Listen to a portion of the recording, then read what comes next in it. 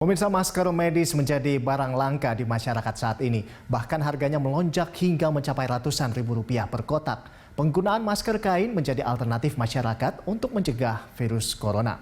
Seberapa efektif masker kain di tengah langkanya ketersediaan masker medis? Kita akan membahasnya melalui sambungan telepon. Ini sudah ada Ketua Umum Ikatan Dokter Indonesia, Dr. Daeng Fakih. Selamat siang, Dr. Daeng Fakih. Selamat siang. Iya. Dokter Daeng, langsung saya akan bertanya, ini di tengah langkanya masker medis di Indonesia, di sekitar kita. Nah, ini masyarakat kemudian beralih ke masker kain yang bisa dicuci lalu dipakai lagi. Nah, pertanyaannya, seberapa efektif masker kain ini dalam menangkal virus corona, Dok? Ya, saya jelaskan yang masker bedah dulu ya. Yang masker bedah itu efektif karena ada dua lapisan. Lapisan luar itu yang berwarna hijau, itu waterproof. Jadi kalau ada percikan tetesan-tetesan air itu, dia itu tidak nempel, tidak menyerap. Jadi tidak masuk ke dalam, sehingga tidak akan terhirup oleh hidung atau mulut. Nah, kalau maskernya kain, karena dia tidak bersifat waterproof, yang dikhawatirkan adalah kemudian air yang menempel itu menyerap ke dalam dan bisa terhirup oleh hidung dan mulut. Ini memang persoalan karena masker sekarang langka. Jadi sebaiknya memang masker bedah itu produksi dalam negeri itu memang sudah seharusnya dikuasai oleh pemerintah ini. Artinya diatur untuk misalnya tidak diekspor, dibeli semua oleh pemerintah. Pabriknya dikasih insentif untuk produksi lebih banyak, kemudian langsung diambil oleh pemerintah, supaya kelangkaan tidak akan terjadi. Tapi dengan kondisi sekarang, yang langka ini, masyarakat pasti akan modifikasi. Supaya aman, dengan pemakaian masker kain itu sebaiknya dilapisin, di dalamnya dilapisin lagi misalnya sapu tangan. Sehingga cipratan itu tidak langsung mengarah ke hidung dan mulut. Dan kalau terciprat waktu misalnya ada orang bicara, itu langsung dilepas, supaya tidak menyerap terus, langsung dilepas, diganti dengan yang lain. Nah, itu yang kalau misalnya kita pakai kain, masker kain, nah itu kan tadi sarannya baiknya menggunakan alas lagi seperti itu ya. Nah, itu berapa lama, Dok, durasi pemakaiannya? Ya, sekali pakai keluar, nanti datang ke rumah langsung dicuci dengan deterjen. Ya, jadi saran saya dengan kondisi yang sekarang itu, masker kain lapisilah di dalamnya tuh pakai lipatan sapu tangan supaya cipratan. Tetapi ini ya, itu kalau tidak ada cipratan langsung. Tapi kalau ada cipratan langsung itu kan hanya menghalangi sementara. Itu langsung dibuka kemudian langsung dicuci. Jangan tunggu dipakai lama, ya. Tapi kalau tidak ada cipratan, waktu dia keluar dipakai. Syaratnya saya sarankan ini ya, dalam kondisi emergensi kayak begini, syaratnya dilapisi di dalam lagi dengan lipatan sapu tangan supaya lebih kuat menahan. Kalau dilapisi dengan tisu begitu bisa juga, Dok, ya? Artinya nanti langsung dibuang juga tisunya seperti itu. Ya, kalau tisu rasanya terlalu tipis tuh. Kita khawatir serapan air yang masuk itu masih bisa menembus. Tapi kalau lipatan sapu tangan karena agak tebal, kita berharap itu tidak terlalu cepat untuk menembus. Baik. Ya, cuman kalau dia langsung keciprat, batuk atau bersin atau waktu bicara orang, sebaiknya jangan nunggu lama. Itu kan nahan sementara kan. Langsung kemudian dilepas, dicuci, ganti dengan sapu tangan yang lain. Baik, Dok. Nah, ini kan kita ketahui bersama bahwa banyak wilayah zona merah di Indonesia ini. Nah, salah satunya adalah DKI. Ya. Nah, ini bagaimana, Dok? Apakah bisa nggak sih kita menyarankan bahwa ada regulasi dari pemerintah untuk masyarakat yang ada di wilayah zona merah ini harus menggunakan masker medis atau masker bedah seperti itu? Sebenarnya yang paling penting adalah tinggal di rumah. Itu yang paling penting. Jadi, kalau sudah tinggal di rumah, itu tindakan yang paling aman, ya. Tindakan yang paling aman untuk tinggal di rumah. Karena apa? Kalau tinggal di rumah, yang sehat itu tidak berpotensi menjadi sakit karena ditulari. Yeah. Kemudian yang sakit kalau dia tetap tinggal di rumah, dia tidak berpotensi menulari yang sehat.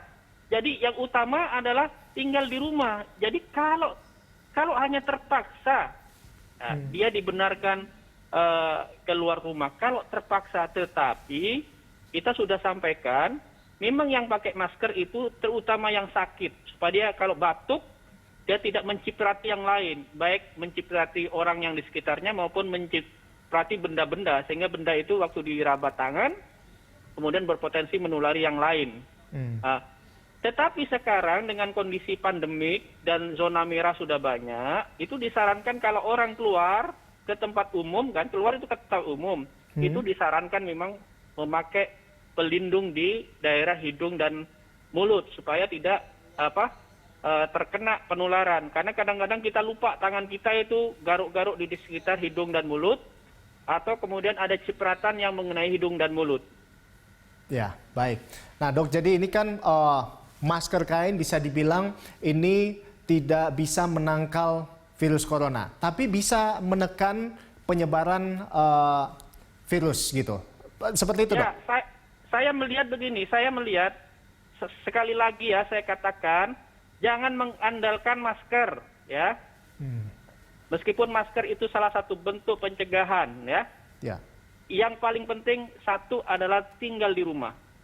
Kecuali sangat mendesak dia harus keluar, dia harus pakai masker. Persoalannya masker yang direkomendasi adalah masker bedah, ya, karena waterproof di sebelah luar.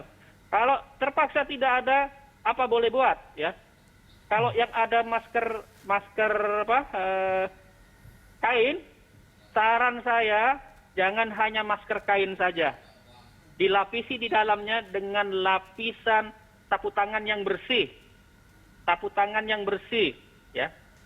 Itu yang saya rekomendasikan dalam kondisi yang sangat terbatas, tidak ada pilihan lain, ya. Kalau tidak ada, tidak punya masker bedah yang direkomendasikan. Ya, baik.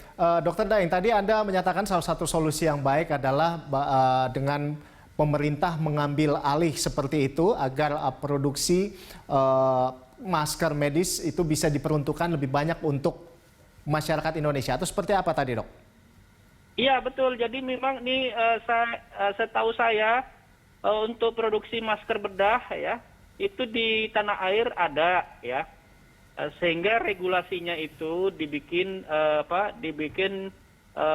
cepat dan mudah oleh pemerintah sebagai regulator, ya, khususnya Kementerian Perindustrian dan Perdagangan. Itu tadi pemetaan industri yang memproduksi masker ini, ya, saya yakin pemerintah sudah mengetahui.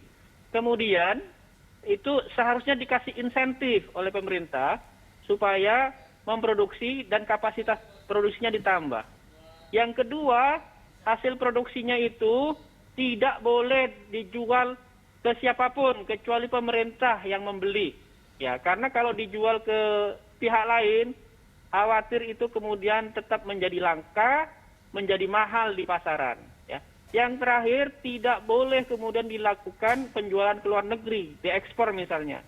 Nah, itulah fungsi pemerintah mengambil alih supaya diberikan insentif, company-nya diminta berproduksi, ditambah kapasitasnya, kemudian ada jaminan untuk dibeli oleh pemerintah, dikuasai oleh pemerintah hasil produksinya supaya tidak di lapangan tidak terjadi kelangkaan dan mahalnya harga masker tersebut. Itu yang menurut saya efektif supaya masker ini tersedia bagi masyarakat yang membutuhkan.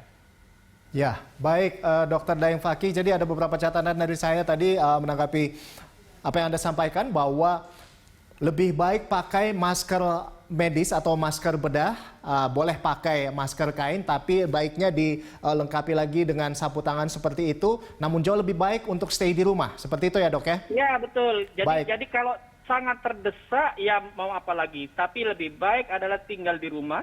Kalau terpaksa harus ada aktivitas di rumah, pakailah masker, utamakan masker bedah kalau ada. Kalau tidak ada, apa boleh buat, ya.